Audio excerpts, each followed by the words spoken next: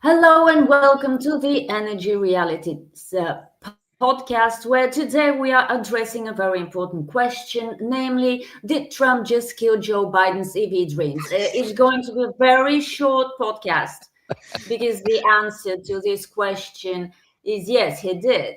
But he did more than that, and we're here to discuss this with Tammy Nemeth, who just disappeared, so I'll present her later. David Blackmon in Texas. How are you today, David? Oh, I'm just so happy I can hardly stand it. It's just a beautiful day in Texas and a beautiful day in America. This is great. Are you in the Christmas mood already? I Or am. is We it got too all late? our decorations up yesterday. I'm about to upload a fake background photo reflecting that. It won't really be my living room, but we got it all done. It only took about 3 hours, and then I had to go take a nap, so it was all great. It could be exhausting. Oh, here's Tammy. Hello, Tammy. How are you today? Hi everybody. I'm doing well, thank you. It's a rainy day in Britain. We're still waiting for snow. No, say Amazing. it's not so. It's raining and cloudy and foggy and nasty in Britain. It's not nasty. Yeah, pretty much. But that's okay because Ed Miliband today is going to be fast tracking a bunch of solar installations across the country. So hey, Yay! Great. Tammy, is this before or after he flies to Brazil twice to attend the same meeting? I'm just checking. I know, but we all got to do our part. Yeah, sacrifices need to be made. I mean, Yes. it's a very long flight from the UK to Brazil. Yeah, for sure. Show some consideration. And we've got Stu Turley. Where are you today, Stu? I'm in Texas. You got to love a good Texas place. I can throw a rock and hit the Stargate data center. That is a big cotton picking data center, even by my standards. Wow. But is your electricity supply stable? Yeah, For the moment. for the moment. But the cool thing about that data center is they've got behind the meter power going in, so it is all natural gas behind the power meter, so it is not going to be affecting the thing. The funny thing is Abilene, Texas is growing like I haven't seen in 30 years. It's Yeah. pretty crazy. So it's amazing what a ginormous, gigantic data center does to an economy. Yeah, it's the next boom town. That's interesting. So, about EVs. What's happening with EVs in America, David? Oh, it's just so glorious. Where do I begin?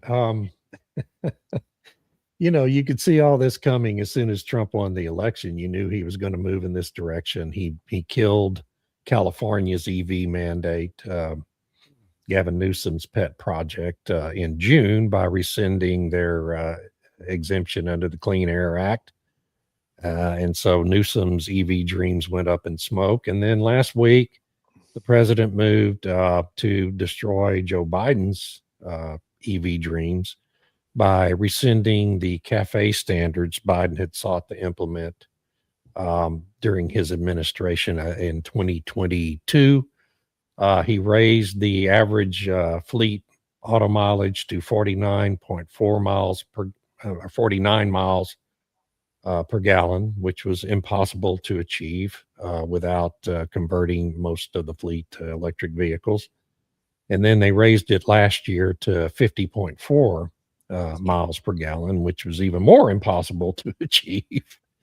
And so the whole impetus behind that was to force car makers to invest billions of dollars in new plant and equipment to make electric vehicles and introduce all these new electric models, which aren't selling, which nobody wants to buy. Well, not nobody, but only a small segment of society, less than 20% of Americans really want to buy an electric vehicle. And the reasons are obvious. They have the same limitations in technology and concerns to consumers that they had 130 years ago when they were first introduced. Okay, limited mileage range on a charge, battery fires. I mean, we just had two townhomes go up in flames in where was that, Stu? Was it in Iowa? Yeah, right. Somewhere in the Midwest. Major fire. This couple had parked 2 electric vehicles in their garage and were charging one overnight, and it just erupted in flames, burned the damn house down and their neighbor's townhouse with it. And so I mean, consumers can't afford the cost of insurance, not just for their cars, but for their homes. If you park an EV in your garage, you're going to pay higher homeowner insurance now because of these, spontaneous combustion fires. So anyway, we repealed the $7,500 per unit subsidy under the IRA and the One Big Beautiful Bill Act. That went into effect at the end of September, and in October and November, sales of electric vehicles completely cratered in the United States, which was the most predictable outcome on the face of the earth. Because without that $7,500 per unit subsidy, they are simply not competitive in the market. And that's the case with all of these fake solutions that have been offered in this fake energy transition. None of them can be sustained without constantly increasing, not just sustaining government subsidies, but the subsidies have to continuously increase to keep competitive in the marketplace with traditional forms of energy. And electric vehicles are the least sustainable among all of them. And so, what we're seeing now is Ford is about to cancel the production of the F-150 Lightning. They've already severely cut back on their factories making those cars. Stellantis canceled plans to introduce a full-size pickup in September because they decided it just wasn't marketable. The Cybertruck introduced by Elon Musk, the weird-looking DeLorean mock contraption that Tesla rolled out, we had fairly strong sales, as again was entirely predictable, and then it crashed. Nobody wants to buy those damn things either because they're stupid looking and they're too costly. And all the other limiters that are endemic in electric vehicles. So I suspect within the next couple of years, almost every pure play electric vehicle company in America is going to be bankrupt, except for Tesla, because Tesla's just got such a head start on everyone in that part of the market. And that Ford and General Motors are going to dramatically cut back as well. And, that's the right thing because they're not competitive in the market. They're not a real solution. They're not sustainable. And it's just all a big scam. And it's time to admit that and go back to making cars people want to buy. Thank you. The great thing is that Trump kind of acted preemptively by removing the subsidies because everyone could have guessed what would happen. As you said, because we saw it in Germany. Germany tried to phase out subsidies for electric vehicles a couple of years ago. Was it last year? Anyway, but it tried, and sales immediately plummeted. Of course. So they said, oh, okay, we'll bring back the subsidies.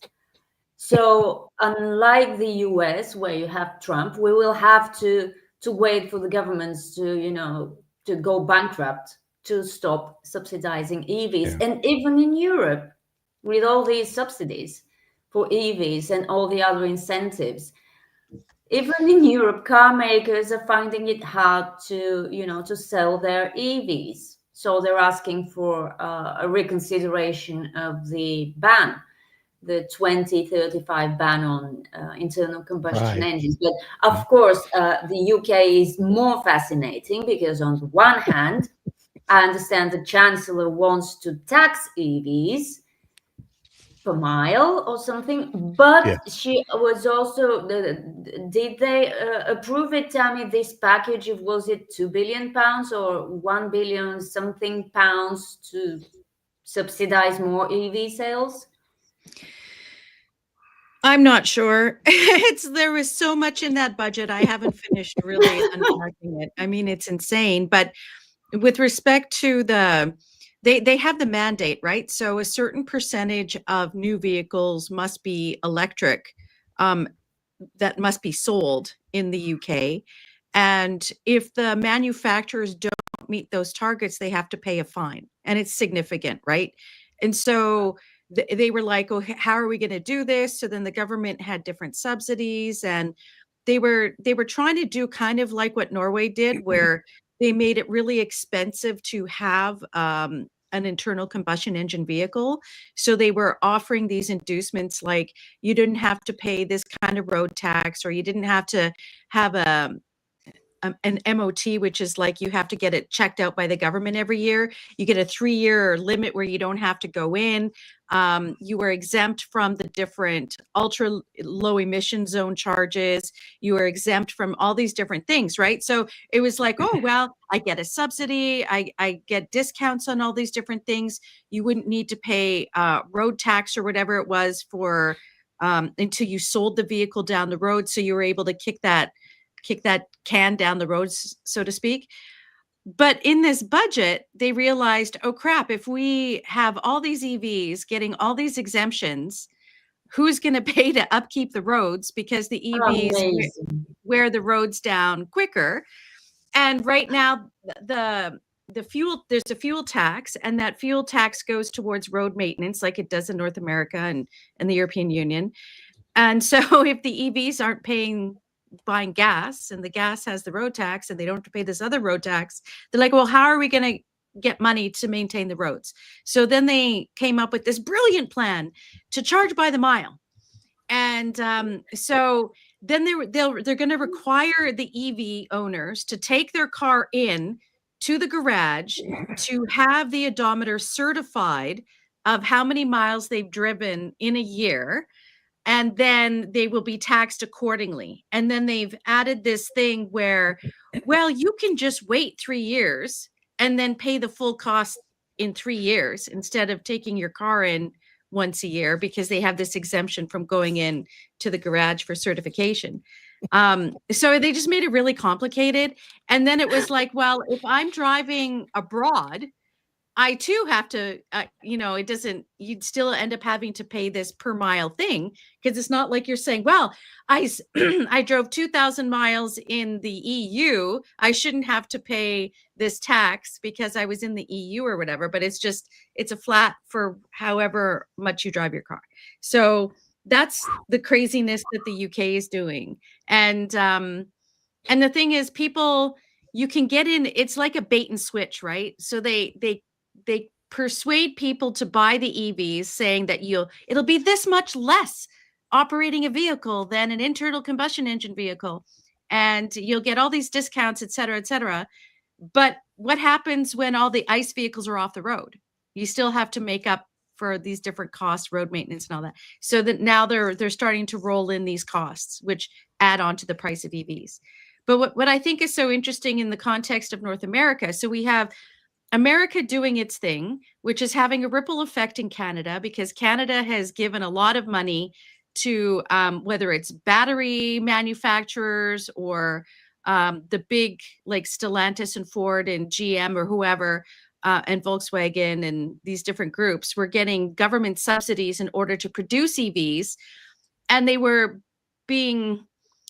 using the Inflation Reduction Act as leverage in Canada to say, look, the IRA is giving us all this money to retool our factories. What are you going to do for us today?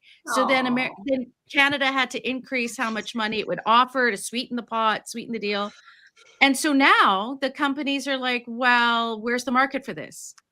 Who's going to buy these? Because the whole point was that they would make them in Canada and sell them in both the US and Canada. But with the tariff situation, and Americans don't want to buy them, Canada's still, it's suspended its EV mandate, but by a year. So they're trying to wait and see what's going to happen in the United States. But it's like nobody in Canada wants to buy these unless they get lots of subsidies or they live in the green belt of Vancouver, or Toronto or something. But for the most part, most Canadians don't want to buy these vehicles because they're unreliable for all the reasons David laid out. And then we have the EU, which is doing its own thing, and they have the subsidies, but now they have this threat of China EVs coming in. And if you lose your manufacturing, then how is that going to be helpful for your economy if you're just importing? Sorry. Right? So lots of different moving parts there. So Trump has thrown the big old monkey wrench into this nice little plan they had organized supposedly for the world. Wow. Yeah. This is so ridiculous because the EU is a complete disaster, and it's trying to make an even greater disaster of itself, even though it is already a complete disaster. As you said, if you lose your manufacturers, what do? But no, they've got the carbon border adjustment mechanism coming into effect from January, which is going to help absolutely every industry that uses imported goods, including, I assume, the car making industry. I mean, Yeah. The Indians are saying that they will have to look for new markets for their steel. Did you know that 2/3 of Indian steel for export ends up in the EU? Because I didn't. But Wow, I apparently didn't either. it does. Wow. Yeah. And There'll India be is the others second sometime. biggest steel producer in the world after China. So that's going to go very well for European industries. Wow. Stu, when are you buying a Ford F-150 Lightning? I'm looking at getting a 350 just because I can. But let me start with I had a 250 and I had 260,000 miles on it before a rat got into the engine. Otherwise, I'd still be driving it. But let's start with Rodney. I think a Democrat got in my truck, but let's just leave that alone. Rodney McGinnis, if we succeed at waking the majority of society that the science was grossly wrong on greenhouse gases and they convert to climate realist, I wonder what percentage of people would still want an EV. Rodney, outstanding. I love your sense of humor. Rock on. Rock on. There will always be that 5% or something. Yeah. Who want to it's like psychopaths. Psychopaths are a constant percentage of society. Let me add this. People are psychopaths. Let me add this for my aging in-laws. They love their Tesla, and I believe there is going to be a market. They're going to be able to keep their driver's license longer because of the self-driving features that are solely in a Tesla are phenomenal. Because this is me riding with my father-in-law. I don't want to be in the car with that man because he can't drive. But behind a Tesla, I'll ride in that bad dog. But let's take a look at what Rodney was talking about, and that's CO2.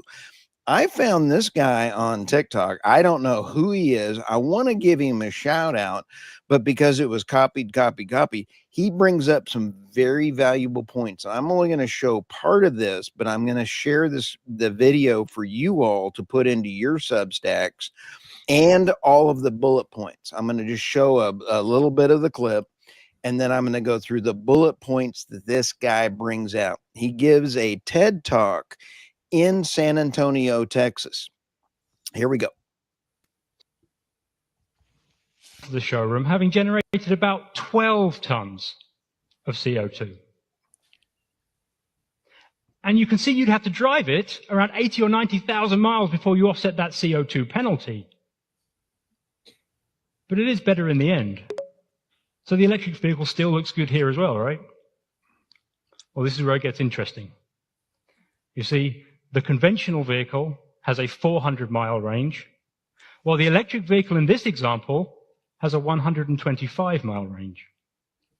Now, 125 miles might be enough for some of you, but most of us want more. We'd like to be able to drive great distances across the states. Or if you're here in Texas, you might just want to get to the next city. So really, we need to be comparing a 400-mile range electric vehicle. And as you may have guessed, a longer range requires a larger battery, which means a larger CO2 penalty. And now you start to see the problem. Over its expected lifetime, it has emitted more CO2 than the conventional vehicle. It has contributed more to climate change than the conventional vehicle, and that is the crux of the problem. It has produced more CO2, but we've measured none. And so society is happy to continue to call these zero emissions. But that is dangerous and unproductive. So this cat is very cool. I got to find out who he is and invite him on the podcast because I thought it was pretty neat. So I want to give him a shout out to Mr. I don't know who you are, but his key bullet points that I was typing up this morning. The average age of a vehicle before it gets scrapped in the U.S. is around 180,000. A conventional vehicle produces about 30 tons of CO2 over its lifetime, which is one COP30 trip for Ed Miliband. But when you take a look at electric vehicle, produces less CO2 than a conventional. Some of the electricity from renewable sources and the electric motor is efficient. And so let me come down here to the last part. You'd have to drive the electric vehicle around 80 to 90,000 before offsetting the initial CO2 penalty. The conventional vehicle has a 400-mile range, while the example electric vehicle only has 125. To match the 400-mile range, the electric vehicle, we need a larger battery, which increases its CO2 footprint over the lifetime compared to the conventional battery. And nobody's talking about what David brought up earlier is the increased homeowner insurance in EVs in the United States is doubling. And then you have what is the reclamation for that battery at the end of life of that thing. Yeah. And Nobody wants to nobody's talk about talking that. about a 4-year life cycle on these bigger batteries is about $30,000 to replace these bad dogs. So we are now at a point where in Oklahoma State, the math don't math up because my head just exploded. I want to emphasize one other point about that, which is a 400-mile range battery weighs a hell of a lot more than a 125-mile range battery. It adds thousands of pounds to the weight of the vehicle, which in turn increases the damage the car is going to do over its lifetime to roads and other infrastructure. And the cost of rebuilding and reinforcing the infrastructure is trillions of dollars to the society in the United States. And it's going to add trillions of dollars to the cost of maintaining and repairing roads in our country. So that's another severe cost of these things that no one wants to talk about and account for. Can I add one point to your? Can I add one point, David? Mm. California has actually been using a lot of coal for. Are you ready? Cement. They're still using a lot of coal. So if we're rebuilding all the roads and everything else, these EVs are going to demand a lot of infrastructure and a lot more coal is going to be used. This is a LinkedIn user. I'm not sure who this is. I think it's Travis. Travis Lynn. Okay, cool. Tammy, sadly, North American EV manufacturers owe their gratitude, sarcastic to their industrial house of cards, to simply 4 years of Biden Build Back Better builders. I'm so glad. Bunch of bureaucrazies are out of here. Yeah, and they went to Canada, I swear. They went to Canada and the UK. Yeah. And the UK. They're following Tammy around. You know what's funny is that, last week when all the auto manufacturers were gathered around Trump for, making their announcements or whatever, and the head of Stellantis said, well, we're actually going to give consumers what they want. And they're reintroducing the Dodge Ram Hemi V8 engine. Right. Yay. Right. Yay. Because all the guys are like, yeah, we want this kind of truck. And they're going to bring in I think there was comments that they're going to bring in the Toyota Hilux, which is the bare bones one that doesn't have a whole lot of electronics in it and stuff. But you can get this half ton for like $20,000. Is like a really that's fully sweet deal. Yeah, it's $8,000 outside the United States. So yeah. So But we have a bigger problem in Europe because you can't put a battery with a 400-mile range in a small car. And the European Right. Union is Yeah. very big on small Small EVs because they're cheaper. But you'll never guess what's happening in that same European Union. The BBC called it car spreading, which basically means that people tend to buy increasingly bigger cars.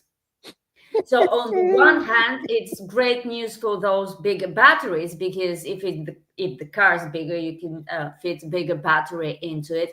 And can I just say that I've seen an electric BMW, a huge, monstrous BMW, an electric one. It's disgusting. It's Yeah. really big. It looks extremely heavy, and it looks like a more dangerous car than an internal combustion version of that same sort of BMW or whatever, really, because they're heavier. They Yeah. would do more damage not just to the road but to pedestrians if they Right. hit one. So the EU wants to put us all in small cars. I already have a small car and I love it. But it wants to put everyone in small electric cars, which you can't fit with a huge battery. It just won't work. And Europeans are buying bigger cars. Discuss. Especially the Ukrainian folks. I just saw one of the Trump boys interviewed, and he said that he went to Monaco, and there were a lot of Bugattis and a lot of big cars with Ukrainian license plates that were That's where your big. money is going. Yeah. Yeah, New York that's where our Times, tax by the dollars way, went. of all the newspapers on earth, you wouldn't expect to have this investigative report. The New York Times yesterday published an incredible investigative report about the corruption in the Zelensky government in Ukraine and all that money laundering they've been doing with America's and NATO's Wow. money. That's very It's interesting. extraordinary. Anyway, that's a diversion. Sorry. Well, no, it means it's Isn't finally even coming knowing. out. Yeah.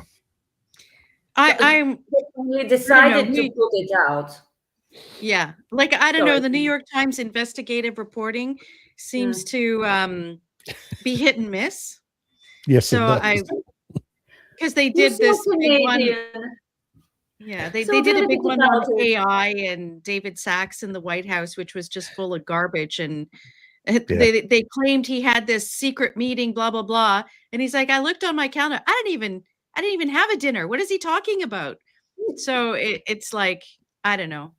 If is it true? Maybe they've really lost their credibility, so it's hard to Yes. say it. But Well, wouldn't they're be surprised. right. I think they're right what they're told to write. I mean, for years they've been pumping up this saintly image of Zelensky and all the people around him, but now things are falling apart and the truth is coming out. So Yeah. they So gotta they've got change to do an the- inoculation piece like that one to Yeah. prove that they reported all of it, right? This is Yeah. the game they and the Washington Post and other big newspapers play all the time. We are about to see an end of the war, and I just saw President Putin Yes, we are. interviewed, and he said he has been in contact with American companies that want to do business in Russia. I believe our trading blocks are going to realign, and our trading blocks are going to include Russia, India, and all these other areas, and the world is going to change. I think it's going to be great. When you look at Russia, they're over 300 million pounds of gold. China has bought more gold than has been in the history. The United States has been bringing in more gold. You look at the gold standard and you look at the world according to finances, the world is changing, and the UK and the EU are left behind. Well, that's Well, the problem. yeah. Sorry, Tammy, could you just, Stu, could you show us the last comment, because it's pertinent. It's the same thing. The truth is coming out for EVs as for the Ukrainian regime. It's the same thing. You can't hide the facts forever, much as you'd like Right. to. exactly. No, and we would not see an end of the war until Zelensky was out of office, and the EU and the UK are standing behind Zelensky because they need the monetary subsidies of the war machine to keep themselves in power. Yeah, well, I Well, think there, they're getting a piece of the cash too, to be honest. At this point, I think they are getting a cut. ooh, that's a Sorry, She's heavy Tammy. coming. allegation. She's coming to the dark side here. It's not just stupidity; it's a conspiracy now, right? No, it's not a conspiracy. They have material interest. The Right. biggest Yeah. interest is staying in power. But given the amount of money that's being swirling that way, anything is possible. I Yeah. mean, I expect even the Ukrainian government can't absorb all these billions. I don't know. Sorry, Tam, I keep interrupting you. That's Go ahead. okay. I was just going to say that Zelensky's having a big huddle in London today with Starmer and Macron to try to Again. figure out what the next thing is. Probably, where can I hide my money? Please don't arrest me. I don't know. So yeah, it'll be interesting to see how that pans out. But I wanted to add here about the small vehicles. So like there's the small EVs, the Volkswagen Up or something. So And then I think Renault has a little one. But what they're really pushing are the Chinese models in the European Union, saying, okay, these are the nice small ones. You know, you have a decent battery size and so on and so forth. But then it's like, oh, wait a second. The auto manufacturers are saying, but we need, if you bring in all these Chinese vehicles, we won't be able to build any. You know, this will be bad. We'll lose workers. But then we want to have this shift to defense so that these auto manufacturers will retool and make defense armaments. And it's like, okay, but if the war in Ukraine ends, now what happens then? Oh my Yeah. God. Now what do we do? Now what do we do? So Let they me- really need this war, but it's not going to happen because you Can- need two sides to have a war. And Can if I one ask side this? doesn't care about you, Tammy, Tammy and Irina, I really want to ask this one because I noticed that there is a couple stories out there about the United States. President Trump is expecting that NATO pick up more of their responsibilities for their own defense, and the U.S. is reducing the amount of military. We're reducing our involvement in the European Union, and I think that that's a great thing. So too. the deindustrialization of net zero has taken its toll on the manufacturing ability of the EU to be able to defend themselves. Absolutely. Absolutely. And so you have to ask yourself why? Why did they allow that to happen in the European Union and in Canada? And it was that whole kind of idea that we're going to switch over to be a service economy. Well, I remember they were talking about that when NAFTA was signed, when they were doing all the sort of expansion of globalization, and the UK and Canada and European Union were going to be this the service economy. I'm like, well, if you're a service economy, where are you getting your stuff? Who's producing your stuff? And if you're reliant on if you're reliant on some other region or country to produce the things you need in order to defend yourself, it was like this really bizarre idea that there was never ever going to be war again, and that there was no need to have your own pharmaceuticals. There was no need to have your own stockpiles of critical minerals and resources. It was like, we're all going to share and sing kumbaya and everything will be great. And it's like total disconnect from human nature, like as if somehow we've gone beyond our human nature, which wasn't the case at all. And so is it a case of too rosy a view of humanity, or was it something incompetence? Was it, more malevolent or malicious? I don't know. But, if I could just quickly bring in here, and I know this is a little bit away from our EV topic, but Trump released the national security strategy. And on page 14, where I thought was just brilliant, because it kind of feeds into what we're talking about here. If I can just find it on my screen, where it said that the U.S. rejects net zero, because where is it? Yeah, we reject the disastrous climate change and net zero ideologies that have so greatly harmed Europe, threaten the United States, and subsidize our adversaries. Now, there's a clear delineation and statement that their adversary is in Asia, right? And I think that throws the gauntlet down to say that net zero is just it weakens societies. So I love Rodney. Yeah. So The genius is that the Rodney- EU might pass a law that wars have to be fought in small EVs on the battlefield. Then they'll have the best of both worlds. War Can and you EVs. imagine SEAL Team 6 driving a bunch of small EVs trying to do a rat patrol raid? No. they were looking to electrify the tanks and the Yeah. vehicles, and Make NATO them had solar done these powered. studies. Yeah. Right. So he's not far off. I mean, they were He's trying to not. do it, and with the Biden auto pen, they were well on their way. So and then reality hit, I guess, or whatever. Okay, story time. Story time. Why not? All right. First up. Oh my God. Okay, so there's an organization called the Assembly of First Nations in Canada, and they had a big meeting last week where they voted unanimously to reject the memorandum of understanding with Alberta, in particular the potential for a pipeline to the Pacific Northwest coast, because it would require an amendment or repeal of the tanker ban. And people seem to not realize that there's lots of oil tankers that actually traverse that area from Alaska that goes down. But apparently, if it originates in Canada, then it's a disaster. But if it's coming from elsewhere, it's no problem. And so what I always find so interesting with these kinds of statements, so you have the head of the Assembly of First Nations. Did they talk to the First Nations groups that support this project, that where it goes across their land? It's kind of like they want natives across the country to have a veto on anything that happens on someone else's territory. So I don't quite understand if those tribes were represented or not. But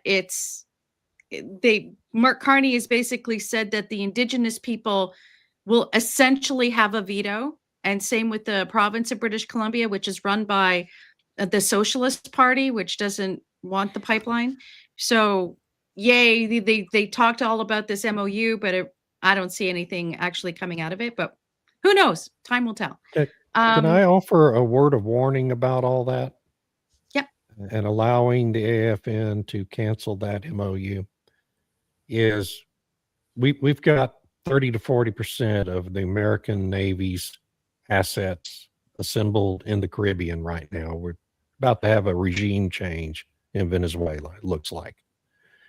If there's a regime change in Venezuela, Maduro is taken out, forced to go into exile, whatever, and you replace it with a government that's focused on revitalizing Venezuela's formerly powerful energy economy with the world's largest reserves of heavy crude oil, similar in grade to the oil sands, the world will soon be completely awash in heavy crude oil. And Canada's current market is to send about 90% of that oil sands oil down to the Gulf Coast refineries that are set up to process that crude. If Venezuela's energy economy is revitalized, there's going to be heavy competition for that refining capacity now for Canada. And Canada would be very well served to have an alternative way of sending that crude oil to market. Otherwise, if you end up with highly discounted cargoes coming into the United States from Venezuela, they're going to crowd that oil sands all out of the market in the United States. So this is a big deal for Canada, and I'm sure Carney is thinking about all that in relation to this because, he is, as repugnant as he is politically, he is a a person who probably has a pretty strong grasp on reality of the economic situation there. So I would almost 5 years disagree. from now, we could have a real heavy competition for that refining capacity on the Gulf Coast. You're right. And it to some extent, I think Alberta understands that, and that's why they're so determined to have Yeah. this pipeline to go to the West Coast and be able to sell that product to Asia, whether it's India, China, the southeast parts of Asia, and so on. Carney, I don't know if he sees it that way. I think he sees it more as a means of, honestly, I think he knew that the natives would take this position. And Sure. so what he ended up getting in that MOU was Alberta to commit to an increase in the carbon tax, in the industrial carbon tax, which then makes Alberta oil uncompetitive, which means then you can phase it out. And that's, if you read his book and if he's true to his values, because he keeps talking about how values are so important, he wants to phase out the production of oil in Canada.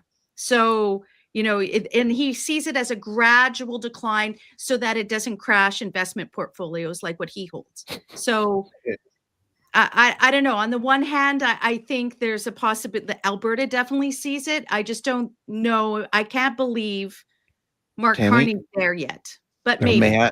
May I throw this squirrel into this ugly baby mix? And that is Gavin Newsom's war on oil is very much like Carney's. And when you take a look, he has won that war. The oil and gas industry in California is dead. Yeah. The main pipeline is closing this month. And with that pipeline closing this month, you're going to have to put on trucks all of the oil that's produced internally. Well, they're importing now 70% of their oil in California. And if Alaska was about to have its heavy oil resurgence, the refineries are now shuttering in sooner. They're bringing their refineries in the California that are to do heavy crude. They could have been a customer for that heavy crude coming out of Canada. They've been a great customer for California. They're wiping it out. And so Alaska will be selling its oil to Asia to refineries. This is a gigantic oops. Yeah. Yeah. Okay. So my second story Sorry about there that. it's okay. Is about the Stellantis deal. So Canada had given, like I said before, a whole lot of money, totaling billions, to the different auto manufacturers to keep to retool their manufacturing plants to produce batteries and EVs and so on. And one of the big ones was Stellantis had received lots of different money, 500 million from the federal government, 500 million from the provincial government. And there was one manufacturing plant in particular where they were given this money to retool to produce, I think it was the Jeep Compass EV that would then be sold in America and Canada. And so they originally said, well, we're just going, we don't really have a market for it yet, so we're just going to put it on hold. So they didn't say they canceled it. They're just going to put it on hold. And you see that for a lot of the different so-called investments in Canada, where they've put it on hold rather than say we're canceling it altogether. A few have canceled, like Northvolt and whatever. But Stellantis is actually being sued, or the Canadian government has declared that they're in default of the contract that they signed in order to get this money from the federal government. So we'll see what actually happens if they sign out of court or whatever. There was a huge kerfuffle in Parliament where they wanted to see the agreement, and then the federal government didn't want to release it. Then they redacted a bunch of stuff saying the company wanted them to redact. Then the company said, no, we didn't want to redact anything. Go ahead, show it. So then they released it to the committee members, but won't release it publicly. And so we're not really sure, but it'll be really interesting to see what happens with this case, because it's the first time that a nation has actually declared a company in default for not following through with the subsidy payments they'd received. So it could set a precedent. It's interesting. Wow. Okay, And that's how it. do people? Cool. People can find me on the nemethreport.substack.com, and you can find different podcasts and articles there. Thank you, Great everybody. job. Oh, this is me. Well, Trump demonstrates the power of energy policy. That's a piece I wrote at the Daily Caller earlier this week. We've covered everything in that piece on the podcast today, but still hope some of you might click over there and go read it. The German court may have shattered one of the Biden era's biggest lies. Hell, I've forgotten what that's about. It's about Nord Stream. Nord Stream. Oh my God. Yes, that's right. That's the court case in Germany where, that went on for months, and they have determined that Nord Stream was blown up by, guess who? A joint effort by the United States and Ukraine during the No. Biden administration. Gosh, such a shocker. I mean, I think we've talked about that in real time, that most likely it was the United States that did that. And now a court in Germany has formally found that to be the case, which should surprise literally nobody. We have a real shortage of surprises, you know. Yeah, no big surprises here this week, folks. No. And my Substack is Energy. What is it called?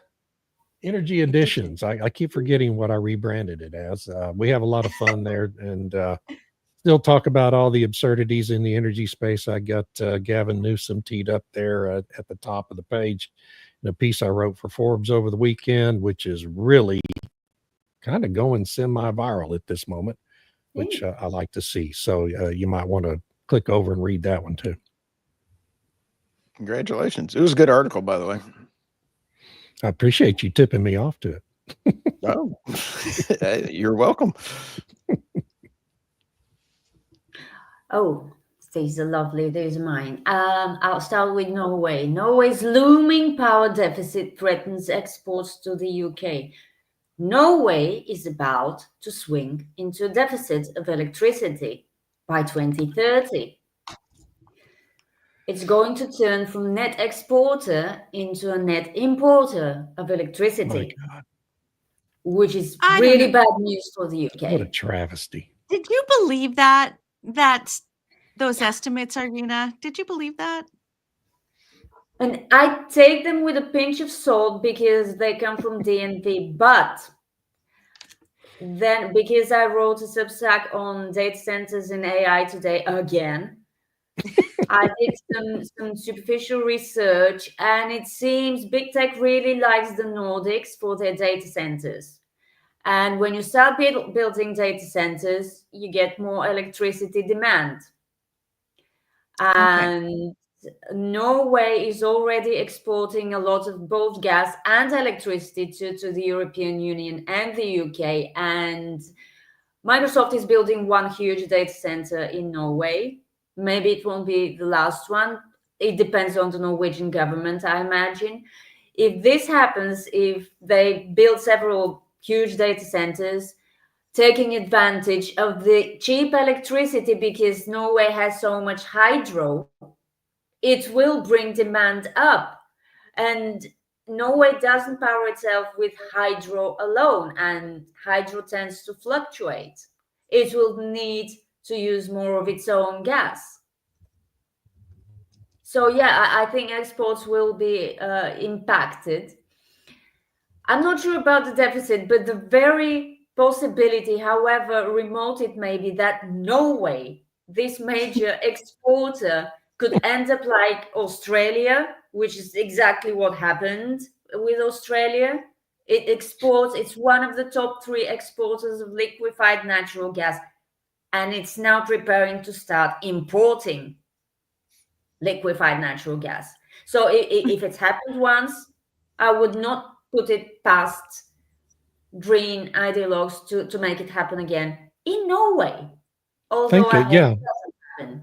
I Think really of the hope. level of absolute government malfeasance it takes to put an Yeah. energy powerhouse like Norway I into an energy know, I know. deficit situation. It's But stunning. they do have, I think, a reasonable energy minister right now. I think in Norway, who talks sense and who knows how important energy security is. So there's hope. And the What a second one tragedy. Hmm. is really sweet. I mean, this guy that the EU has as climate commissioner, he's so into the ideology. He is incapable of thinking about the consequences of his and his system's actions. So apparently Wopke Hoekstra is angry with China, India and Saudi Arabia because they don't like the carbon border adjustment mechanism, which is another shocker in a podcast full of shocking revelations. But he says, essentially, he gave an interview to the Financial Times, and he said basically they'll have to lie down and take it, which is not going to happen. As I mentioned, the Indian steel exporters are looking for new markets. I imagine other major exporters to the European Union will do the same thing rather than pay this carbon tax if it affects their competitiveness. But sure, yeah, they'll just go lie down and take it because it Well, makes all in the world to tax all the exporters to the European Union. Just to level the field a bit for European producers. And if the fertilizer industry is any indication, it's not going to work as expected because European fertilizer makers have been waging a campaign against Russian imports into the EU for years, since Yeah. 2022. The EU has not sanctioned Russian fertilizers. It sanctioned everything else it could. It has not sanctioned fertilizer. Guess why? Because they're cheaper. But Of now, course. interestingly, now these Russian fertilizers will be subject to the same carbon tax. That should work out fine. Yeah, that'll work out great. Culture, yeah. so I wanted to highlight one sentence that Hoekstra said in that article. He was quoted as saying, as people get used to it and it gets implemented, it will be less of a conversation. Because the whole point of all of this stuff is just to get companies to report. It's about reporting, because it's not just that they're levying this carbon tax on organizations. Those organizations have to account for all of their emissions so that it can be calculated appropriately. So that means that Indian companies will have to be reporting, monitoring, and verifying all of their emissions so that it can be calculated at the appropriate level to ensure that they're paying the same amount as their European counterparts. And it's really the whole point of all of that is to get the reporting. That's what they really care about, is to get every company in the world reporting emissions. But they can't do it. They haven't even done the mechanism. It's also mentioned in the FT story that the FT saw some drafts and some Excel sheets with default emission values, but these are not final. And they have not done their homework. And you can't force companies to report just because you want them to report. If they can find other markets, bye European Union. Find your own steel. Yes. I agree. I think that's what they should do is countries should just say, you know what, no, we're not going to do this, to just say no. Right. Yeah, But just like those Qatar did, default and values, US did. the default values may only be used in extenuating circumstances. They can't just be used as the normal. There's certain specific situations in which those default values can be used. Otherwise, they're forced to report. And if they don't report, if it's not verified properly, then they can be fined to a percentage of their global, it's the whole EU thing, a percentage of their global turnover, right? Yeah, it's the Qatar story all over again. Yeah, it's that all over again. And so if you look at it in terms of, all they want is for companies to be reporting emissions so that down the road different things may be levied, countries and companies need to say no, because otherwise it ends up being like this. People will get used to it. The whole point is to break that barrier, get people used to it, and then they can roll things out later. Yeah, but he can't. He really is, divorced from reality. He talks about it as if it's so easy. It's so simple. I know. It's going to work. It is not going to work. I mean, how many times did the Qataris have to tell you it was not going to work? Yeah, and it's not just the Qataris. The Americans are trying to tell you the same thing. Everyone doing business with the European Union. This part of our discussion today proves my point that the world is going to bifurcate into those that follow net zero and those that don't. Yep. No, it will be everyone against the European Union if they continue on the same path. Those that follow net zero will fall into fiscal decay and decline and social unrest. And already are. They're already doing it. It's already I happening. love your Substack, Irina. Thank you. Outstanding. It's Irina Slav on energy. I get my Irina fix when I listen to your stories. So, and I had a wonderful podcast on Friday with Mike Umbro and Katie Grimes. Katie Grimes is the editor-in-chief of the California Globe, and she had an outstanding article, and I had a really great conversation. Mike Umbro has got a wonderful energy program there. He can take energy storage in an oil field, and he's trying to get it. He's been working for 7 years to get one permit to drill a well in California, but he has got a solution that can help fund like a gigawatt in a test bed of just energy storage in an oil field at net zero. He's got some great things going on, and a shout out to Katie Grimes, the editor-in-chief at the California Globe, for running the story on that. The new pipeline warns consequences of oil shutdown would cascade across the state. Not only cascade across the state, it's going to be a holy cow Batman moment, because we've got a national security risk where all of the refineries are now looking around the room going, you want to stay in business? All those in favor of leaving the state. So we could end up with a whole state with no refineries. That impacts Alaska. That impacts Arizona, New Mexico, the entire state. We got us a crisis going on. And a shout out to Judge Rules Landowner, and a shout out to the folks out there at the Cowboy State.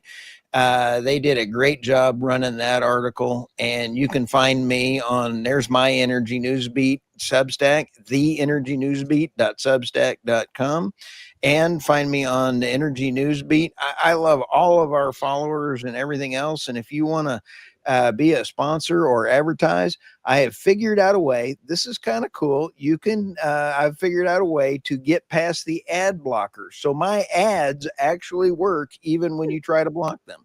So come see me. And if you want an ad on Energy Newsbeat. So maybe you shouldn't have said that publicly, Stu. I don't mind, because they try to hassle me and do everything else. So I do not care. When you average 200,000 people a day to your site, but you get 10,000 denial of service requests, on your site, it means I'm over the target and they don't like me. Which means you're doing something right. Great job this morning, guys. Wow, fantastic. that was great. This was terrific. So I'd like to give a fun. shout out to all the folks that were a shout out to all the guys that were Christopher, you are absolutely a hoot over there at the Messy Times. Christopher Messina, his book, The Federal Budget, was absolutely wonderful. Christopher Messina's Federal Budget, yes.